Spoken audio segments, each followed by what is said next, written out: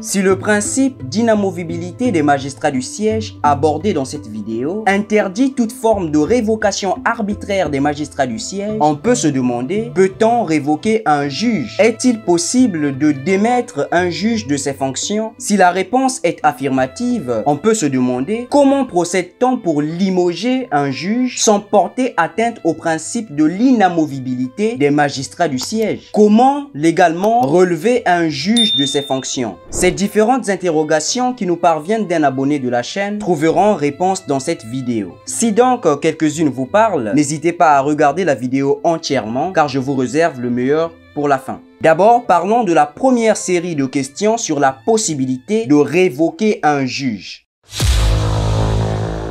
Il est vrai que le principe de l'inamovibilité des magistrats du siège lutte contre les révocations arbitraires des juges. Mais il est important de préciser que toute révocation n'est pas forcément arbitraire. Il existe des révocations logiques, justifiées, où il est démontré que le juge enfreignait régulièrement la loi. Ce qu'il faut savoir, c'est que le principe constitutionnel d'inamovibilité des magistrats du siège ne doit pas se transformer en un motif d'impunité des juges. Un juge qui ne respecte pas ou ne respecte plus sa déontologie mérite d'être sanctionné. Il en va de même pour celui qui ne respecte plus la règle de droit en général. Tout ceci pour dire qu'un juge peut effectivement être révoqué lorsque le motif est justifié et lorsque la dite révocation n'est pas arbitraire.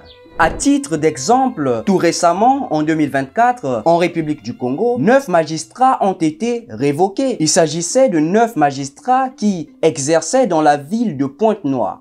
Ces magistrats ont été révoqués pour motif de s'être fourvoyés dans la corruption à maintes et maintes reprises. C'est pour dire qu'un magistrat peut effectivement être révoqué. Il peut être légalement démis de ses fonctions, quand même que le principe d'inamovibilité assure sa protection. Passons à présent à la seconde série de questions concernant le processus de révocation des juges, sinon des magistrats en général.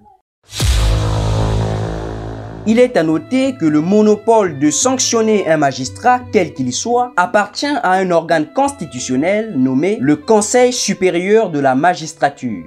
Prévu à l'article 64 de la Constitution française du 4 octobre 1958 et 170 de la Constitution congolaise du 25 octobre 2015, il est l'organe chargé de garantir l'indépendance des magistrats de l'ordre judiciaire vis-à-vis du pouvoir exécutif. Cela est d'autant vrai en droit français puisque l'article 64 de la Constitution dispose que le président de la République est le garant de l'indépendance de l'autorité judiciaire. Il est assisté par le Conseil supérieur de la magistrature. Cela va de soi puisque le président de la République est la tête de l'exécutif. Il est la tête du pouvoir exécutif. Donc, il ne peut pas, à en croire le principe de la séparation des pouvoirs, s'accaparer de la présidence du Conseil supérieur de la magistrature.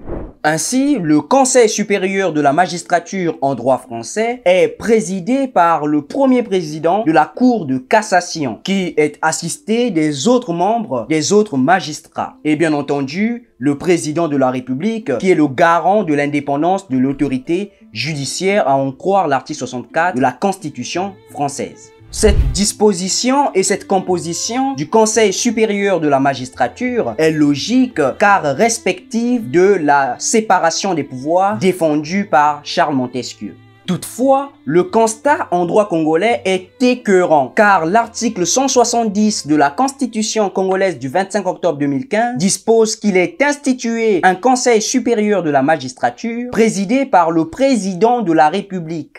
Je ne sais pas si vous imaginez, le président de la République, le chef du pouvoir exécutif, président du Conseil supérieur de la magistrature, instance chargée de nommer les magistrats et chargée de sanctionner les magistrats puisque c'est l'instance de discipline des magistrats. Particulièrement les magistrats de l'ordre judiciaire, les magistrats qui sont censés être totalement indépendants du pouvoir exécutif. Où est alors la séparation du pouvoir ? Entre parenthèses, puisque ce n'est pas le premier président de la Cour suprême en République du Congo qui préside le Conseil supérieur de la magistrature. Le président de la République, celui qui préside le Conseil supérieur de la magistrature, comme le précise si bien l'article 170 de la Constitution. Et il est suppléé par un vice-président qui est le ministre de la Justice. Lui aussi, membre du gouvernement, membre donc du pouvoir exécutif. Où est la séparation des pouvoirs si l'exécutif empiète sur le pouvoir judiciaire? Bon, je ne vais pas en développer plus, je laisse à chacun le soin de mener sa propre réflexion. Si vous avez des questions, posez-les en commentaire et on se retrouve demain pour une nouvelle vidéo.